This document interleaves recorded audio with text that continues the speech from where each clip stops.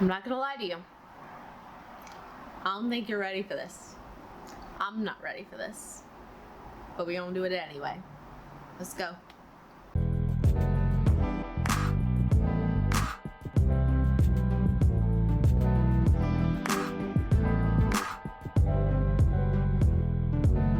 Salutations, friends. My name is Brianna Bond, otherwise known as No Ordinary Scholar, and I love Marvel breakdown and Easter egg videos. How I love a lot of just commentary channels, but I go into them primarily for entertainment, so I don't always agree with the opinions that they throw out in these shows. Notably, Nostalgia Critic giving any hate to Shark Tale. That movie was a masterpiece.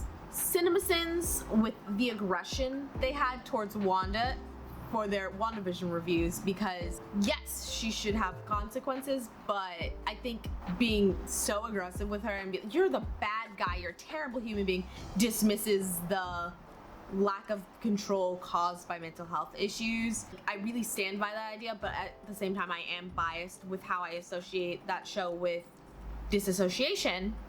Video will be linked above.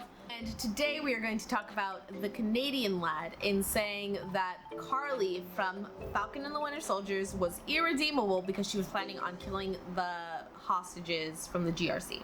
The biggest throw off for me was the fact that in the same video he said that John Walker was completely redeemed when he saved the hostages from falling in the van, because A, he has brutally murdered someone, and B, the Canadian lad did point out that John Walker wears a flag that symbolizes that he would kill, he does not take hostages in a fighting situation. So had the roles been flipped, but this was a mission for the US government, he wouldn't have considered saving the hostages. The reason why she was going to kill them was because people started showing up and that ruined the plans. That was the only way she could still get her message across, even though she fully did not expect to survive. But if this was a mission for the government, for him to go in, grab these people so they couldn't do whatever vote, he would almost certainly kill them without having any intention of holding them hostage for any reason. And also, just in general, when he's throughout the show, he's always gun first, in that kill first mentality. Whereas the Flag Smashers throughout the majority of the show have specific reasons for killing. They kill for the sake of trying to help with their cause. They don't kill people just to kill people. They don't kill people if it will not have a gain in this way. I know that might sound heartless from me, but let's understand that these people were not at all innocent. They were voters voting on the global relocation plan. Their goal was to move people that had been displaced during the blip to their country of origin, which off the bat, that phrasing is way too fucking vague. But based on the fact that Carly is saying that they care more about the people that came back from the blip than the people that were here the whole time, and the fact that the Flag Smashers want a world like the one that they had during the blip, this tells us that the goal of the plan is to take the people that moved around the world during the 5 years that people had been blipped away to the country they were in prior. How are they planning on going about this relocation? They are planning to send in troops to use force if necessary to help the process along. Now, I would guarantee you they are not sending in soldiers dressed in khakis, ready to sit down with a family, help them book plane tickets, help them arrange to have their belongings, the things that they purchased in whatever country, help them arrange to have that moved to their new place. No, these soldiers are going to be dressed for war. They're going to go in, hopefully they'll let people pack a couple of bags, then they will be shuffled out, herded out to the country that they need to be in, or frankly, more likely just shuffled out of the country they were already in. I'm not gonna lie to you, was just doing research for these graphics on this section, and yeah, I've never been more sure that the GRC and the people voting on this move to relocate people, never been more sure those people are the absolute shittiest human beings. And come on now, let's not sit around and act like mass deportation has ever been humane. We know better than that. But let's continue. And again, the fact that they're told to use force if necessary, they are going in, they are being prepped as if they're about to interact with a threat, and so they will act accordingly. We'll get to the bigotry of this situation later, but as we've seen time and time again, when you prep soldiers, when you prep police officers, like, they are going to be dealing with a threat, like with violence, they will act accordingly. They will be on that high alert. You've seen the riot gear they're wearing at Black Lives Matter protests. You've seen what happened with the Wave Project, this real life story of a teacher that accidentally turned his classroom into just a little Nazi party, to the point where he says if someone doesn't want to be a part of this group, they tell them that they could be ruining the chance to make everything so much better, and that quickly got violent. And you also saw this in the Stanford prison experiment. In this experiment, you had a group of college kids. They were both American and Canadian, glad, but you had these groups of students split up into two, prisoners and guards. And almost immediately, the guards were aggressive, they were abusive with the students that were participating as prisoners. You also quickly got into the people running the experiment having the mentality that they were actual wardens of an actual prison, to the point where a student was having a psychological breakdown in this jail and they thought he was faking to get out of the prison, so they sent him back, and that led to this kid telling everyone, we're in real jail, you cannot escape. So they felt like they were truly fending for their lives. They were getting beaten, abused, sexually assaulted in this experiment, when you were just told, watch these prisoners, use force if necessary, but you cannot hit them. They of course hit the students. They put some students in their solitary confinement closet, try to leave them there for a whole day, but the people hosting the experiment had to finally intervene. The experiment was supposed to last 2 weeks. They cut it off at 6 days because it had gotten so aggressive and everyone had gotten so into the roles of, you are bad people, you are prisoners, you are lesser than, I am the law, I am the order, and so I am above you. People got so far into these roles that it mentally scarred these college kids, and it mentally changed them almost immediately. And yes, they are, a lot of times when they're talking about riot gear, you're using non-lethal options, but when you have reports of people using rubber bullets but still aiming for the fucking head, how non-lethal is it at that point? But according to my close personal friend Legal Eagle, which we're totally talk, we totally hang out, as he said in his video he did on the Sokovia Accords, see, collab right there. This whole situation, this thing they're about to sign, they can sign it, but for it to go into effect, at least in the United States, it would need to be ratified. And for it to be ratified, Congress would need to agree that it is constitutional, which it is not. Let's discuss. It violates the Fourth Amendment, which protects us against unreasonable search and seizure, which, again, if no one's sitting down and helping these families to take their belongings, to not get their credit ruined from losing houses, fuck, I feel like you should get a fucking refund on whatever mortgage you paid on a house. God damn, if you're getting thrown out of it. You're not getting that money back, you're probably not getting your deposit back, you're not gonna get to take all of your things, and you're getting shipped out of the country for no reason other than just being there. So I would say that's illegal search and seizure. And speaking of getting sent out of the country for no reason other than being here, that's the Eighth Amendment, cruel and unusual punishment, deportation for no purpose. Because again, the language of this is so vague. It just says anyone that was displaced during the blip. It's not specific enough. It is not detailed enough to tell us if that includes green card holders. Does that include new citizens? Maybe someone got married during the blip. Does that person still have to leave?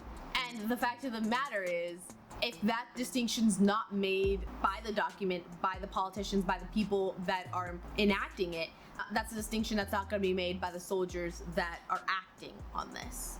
So what I can't understand is, if this is even just unconstitutional to begin with, why is this motherfucker so hyped about it? Look at him. I just want to hit him, but I can't. Because these people exist. Because there's Rob DeSantis and just all of Florida, and it just makes me so sad. It's real, and I just... Hi, this is Eddie and Brianna. I just wanted to pop in because my frustrated American was showing a little bit. Yeah, sorry about that.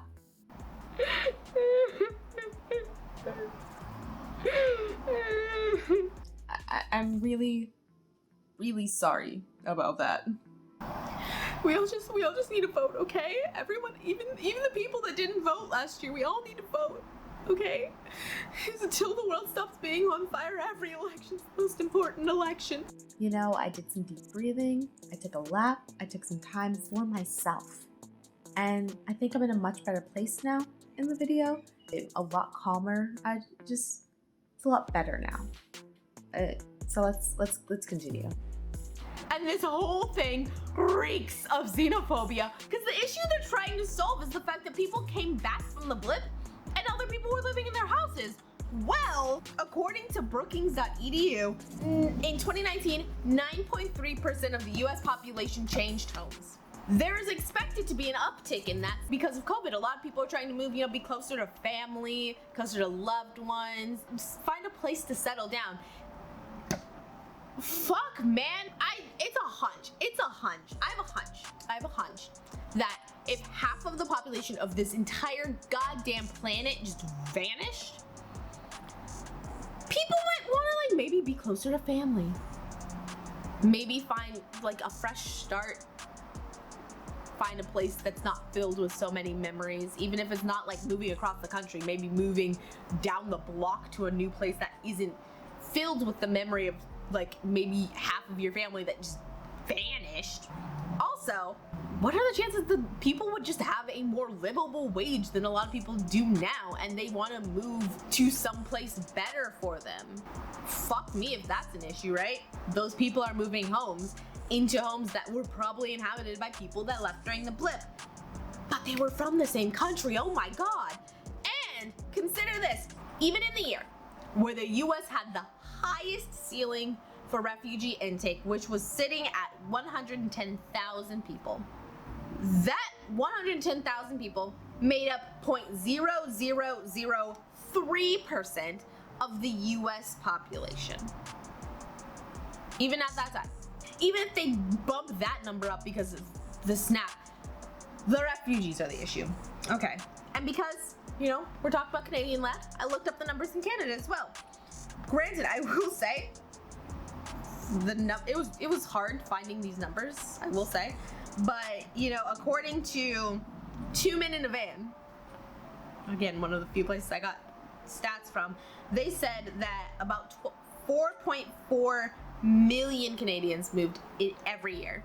That's 12% of the population. According to Statistics Canada, half of all Canadians either moved in the past 5 years or plan on moving in the next 5 years. So if we take that 12% of their population and we compare that to their highest refugee intake, according to The Guardian, from 2018 at 28,100, that is 0.007% of their population. Bump that up to 1% for the sake of the fucking blip. It's the refugees that are a problem, sure. But I'm not gonna lie, I'd be willing to bet every single dollar I got that the relocation program does jack shit. And the other thing is, there are so many more important issues to be tending to here. Frankly, number one on my list would have been mass mental health research, because you have the issue that CinemaSins always brings up when talking about the ethics of bringing people back is, what is it like mentally to have someone show up that you moved on from, that you remarried from, that you grieved, to just show back up? Most important thing in the world right now is mass mental health research. Then you have that mass population of people that don't have jobs, don't have any form of income that you have to deal with. And frankly, let's talk about that image in your head when Ant-Man gets back from the quantum realm. Hi, oh gosh. You're a cutie. That image Remember when Ant-Man got out of the quantum realm, he's walking up the street and there's garbage everywhere? No, that's the image that you see post everyone coming back, because now you have double the amount of trash that you've had in 5 years. And it's not like people are gonna come back from the blip and be like, shucks, I'm gonna be late for work, gotta go to pick up the trash. No, those people are figuring out what the fuck is going on. Granted, I was in Hawaii when we had that whole issue of someone accidentally sending out mass texts telling us we were about to get hit with a nuclear bomb, and I just kind of got up and went to work. But A, I had like no friends, family at the time. What else was I gonna fucking do? And two, the bomb hadn't hit yet, so there was still a chance that things weren't gonna go to shit. But this is post half the world vanishes. I think you're gonna need some time to process that. And next, you're gonna have this ridiculously complicated issue of like, are banks supposed to just go in, look up where this person was in their mortgage, go and look at these 5-year-old records to be like, oh, this person's come back, let's give them all of their money back? You know what that's gonna do to the global economy? I'm just saying that there are much more important things to be doing than this. Because at the end of the day, let's be honest here, your shit's gone. Your memories, your memorabilia, your souvenirs, your antiques, anything that was precious to you, that shit's gone. This is your house, but that is not your home. Shit's probably been painted over because you were gone for 5 years. So what are we really doing this for? What are we really doing this for? What are we wasting our time for? Not to mention, I feel like it's not that big an issue because Falcon and the Winter Soldier takes place months after the blip. These people have been somewhere. It's been months since they've been back, and it's gonna be more months before, even if this shit passes, it is actually taken into effect. They've been somewhere. I'm sure they're fine. This is not necessary. What are we doing this for? What are we doing this for? Can you give me one reason as to why we're doing this? No? I have one. Xenophobia. Blame the foreigners. Blame the people that aren't from here, or weren't from here within the fucking right time frame. God. Fucking. Now, I know that this whole thing might sound really cold and cruel of me. I'm not saying that I condone their murders. I'm not. But in the words of my close personal friend, Philip DeFranco, you can't fact check that. When it comes to these giant companies and these rich-ass motherfuckers, I think we just have to find a few, legally change the laws, and publicly kneecap them on a live stream or on national television. You know, this was supposed to be like a 2-second side note in my other Falcon and the Winter Soldier video. Now we're here. I just like to remind everyone that I love the Canadian lad. We'll be continuing to watch all of Vlad's videos. Just giving you my take. It was an exhausting take. I'm tired. Are you tired? Chef's tired. I'm gonna take a nap with my cats. If you like this, Patreon. I've got a Patreon. Support me for $2 a month. I've got books you can read. I work really hard on them. You can subscribe. Watch the next video I do. As far as I know, it's not going to get this aggressive. But that's it for me now. Thank you so much for watching. And until next time, valedictions, friends.